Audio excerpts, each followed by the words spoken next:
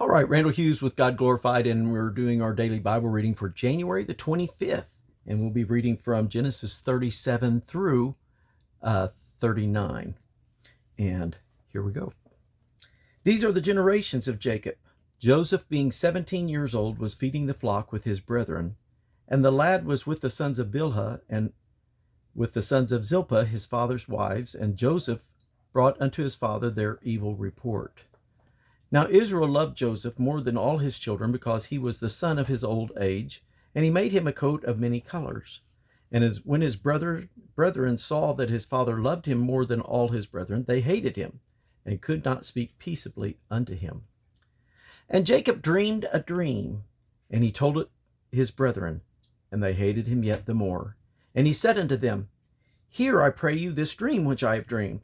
For behold, we were binding sheaves in the field, and lo, my sheaf arose, and also stood upright, and behold, your sheaf stood around about, and made obeisance to my sheaf. And his brethren said to him, Shalt thou indeed reign over us, or shalt thou indeed have dominion over us? And they hated him yet the more for his dreams and for his words. And he dreamed yet another dream, and told it his brethren, and said, Behold, I have dreamed a dream more. And behold, the sun and the moon and the 11 stars made obeisance to me. And he told it to his father and to his brethren. And his father rebuked him and said unto him, What is this dream that thou hast dreamed? Shall I and thy mother and thy brethren indeed come to bow down ourselves to thee, to the earth? And his brethren envied him, but his father observed the saying. And his brethren went to feed their father's flock in Shechem. And Israel said unto Joseph, Do not thy brethren feed the flock in Shechem? Come, and I will send thee unto them. And he said to him, Here am I. And he said to him, Go, I pray thee, and see whether it be well with thy brethren, and well with the flocks, and bring me word again. So he sent him out of the vale of Hebron, and he came to Shechem. And a certain man found him, and behold, he was wandering in the field. And the man asked him, saying, What seekest thou? And he said, I seek my brethren. Tell me, I pray thee, where they feed their flocks. And the man said, They are departed hence, for I hear them say, Let us go to Dothan. And Joseph went after his brethren, and found them in Dothan. And when they saw him afar off, even before he came near unto them, they conspired against him to slay him. And they said one to another, Behold, this dreamer cometh. Come now, therefore, and let us slay him, and cast him into some pit, and we will say, Some evil beast hath devoured him, and we shall see what will become of his dreams. And Reuben heard it, and he delivered him out of their hands, and said, Let us not kill him. And Reuben said to them, Shed no blood, but cast him into this pit that is in this wilderness, and lay no hand upon him, that he might rid him out of their hands, to deliver him to his father again. And it came to pass, when Joseph was come unto his brethren, that they stripped Joseph out of his coat of many colors that was on him. And they took him and cast him into a pit, and the pit was empty. There was no water in it. And they sat down to eat bread, and they lifted up their eyes, and looked, and behold, a company of Ishmaelites came from Gilead with their camels, bearing spicery and balm and myrrh, going to carry it down to Egypt. And Judas said unto his brethren, What profit is we slay our brother and conceal his blood? Come, and let us sell him to the Ishmaelites, and let not our hands be upon him. For he is our brother in our flesh. And his brothers were content. Then there passed by Midianite merchants, and they drew and lifted up Joseph out of the pit, and sold Joseph to the Ishmaelites for 20 pieces of silver. And they brought Joseph into Egypt. And Reuben returned into the pit, and behold, Joseph was not in the pit, and he rent his clothes. And he returned unto his brethren, and said, The child is not, and whither shall I go? And they took Joseph's coat, and killed a kid of the goats, and dipped the coat in the blood. And they sent the coat of many colors, and they brought it to their father, and said, This have we found. Know now whether it be thy son's coat or no? And he knew it, and said, It is my son's coat. An evil beast hath devoured him. Joseph is without doubt rent in pieces. And Jacob rent his clothes, and put on sackcloth upon his loins, and mourned for his son many days. And all his sons and all his daughters rose up to comfort him, but he refused to be comforted. And he said, For I will go down into the grave unto my son mourning. Thus his father wept for him. And the Midianites sold him into Egypt unto Potiphar, an officer of Pharaoh's and captain of the guard. Chapter 39, verse 1 through 6. And Joseph was brought down to Egypt, and Potiphar, the officer of Pharaoh, captain of the guard, an Egyptian, bought him of the hands of the Ishmaelites, which had brought him down thither. And the Lord was with Joseph, and he was a prosperous man, and he was in the house of his master the Egyptian. And when his master saw that the Lord was with him, and that the Lord made all that he did to prosper in his hands, and Joseph found grace in his sight, and he served him, and he made him overseer over his house, and all that he had he put into his hand. And it came to pass from the time that he was made overseer in his house and over all that he had, that the Lord blessed the Egyptian's house for Jacob's sake. And the blessing of the Lord was upon all that he had in the house and in the field. And he left all that he had in Joseph's hand, and he knew not aught he had, save the bread which he did eat. And Joseph was a goodly person and well favored. Now chapter 38, we're at verse 6. And Judah took a wife for his firstborn, whose name was Tamar. And Judah's firstborn, was wicked in the sight of the Lord, and the Lord slew him. This is approximately 1694 BC, according to Reese. And Judah said unto Onan, Go in unto thy brother's wife, and marry her, and raise up seed to thy brother. And Onan knew that the seed should not be his. And it came to pass, when he went into his brother's wife, that he spilled it on the ground, lest that he should give seed to his brother. And the thing which he did displeased the Lord, wherefore he slew him also.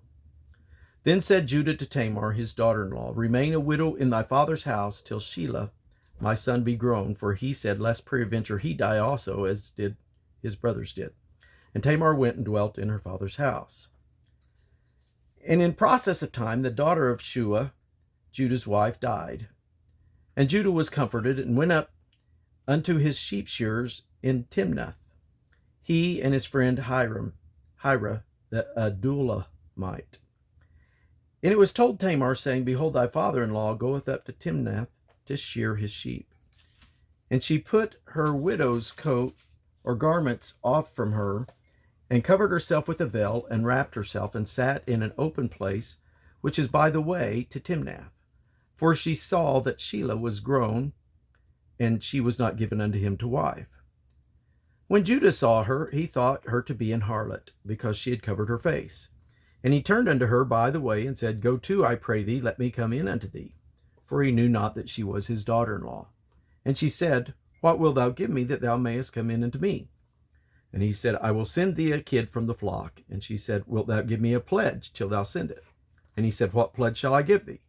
And she said, Thy signet and thy bracelets, and thy staff shall it be that is in thine hand.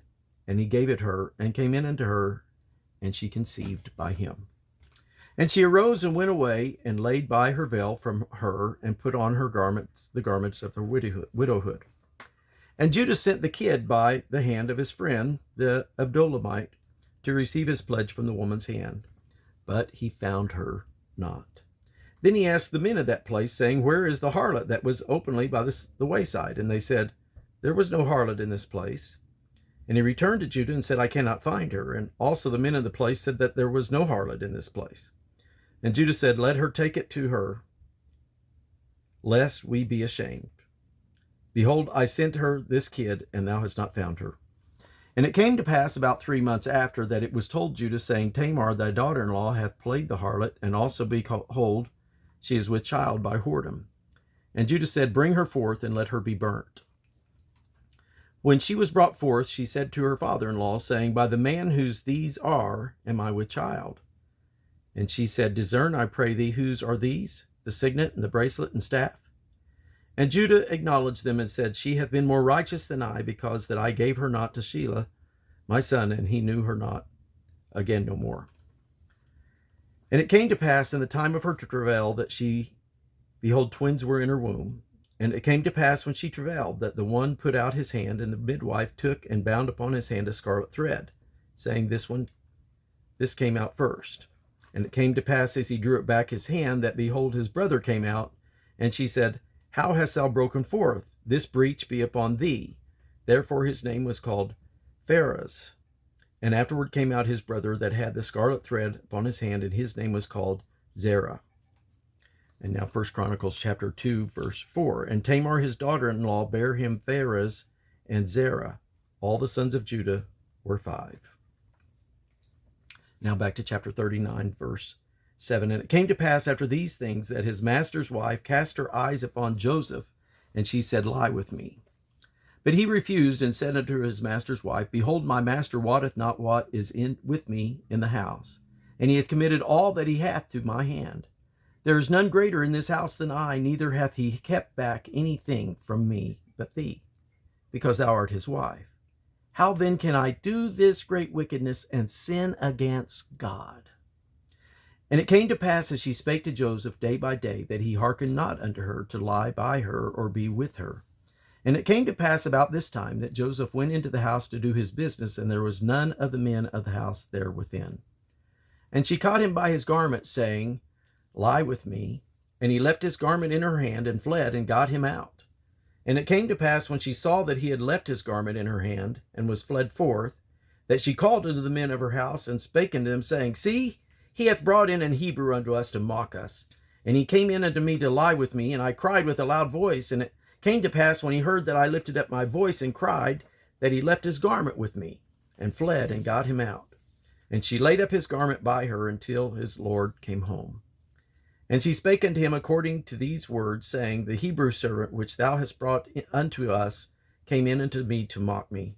And it came to pass, as I lifted up my voice and cried, that he left his garment with me and fled out.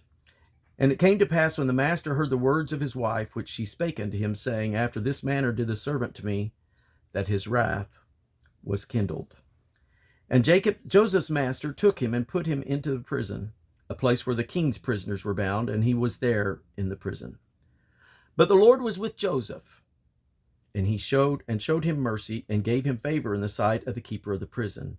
And the keeper of the prison committed to Joseph's hand all the prisoners that were in the prison, and whatsoever they did there, he was the doer of it. The keeper of the prison looked not to anything that was under his hand, because the Lord was with him, and that which he did, the Lord made it to prosper. And we're going to conclude our reading for today, January the 25th. God bless you.